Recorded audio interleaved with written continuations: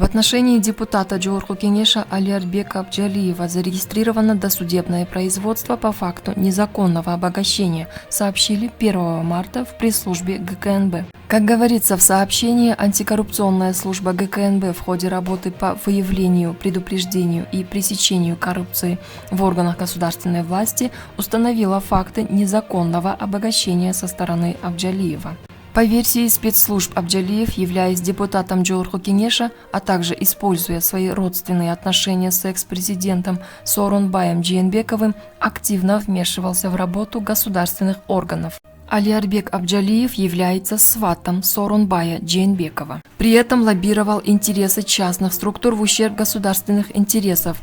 Также установлено, что Абджалиев, работая на государственных должностях, приобрел имущественные активы, несопоставимые с его официальными доходами.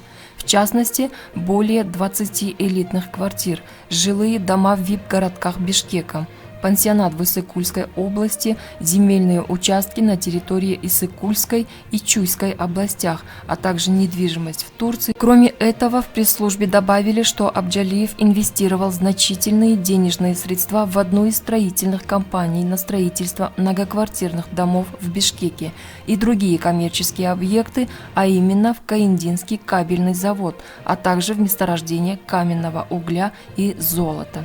В рамках уголовного дела проводятся дополнительные следственно-оперативные мероприятия, направленные на установление всех имущественных и финансовых активов Абджалиева для дачи соответствующей юридической оценки.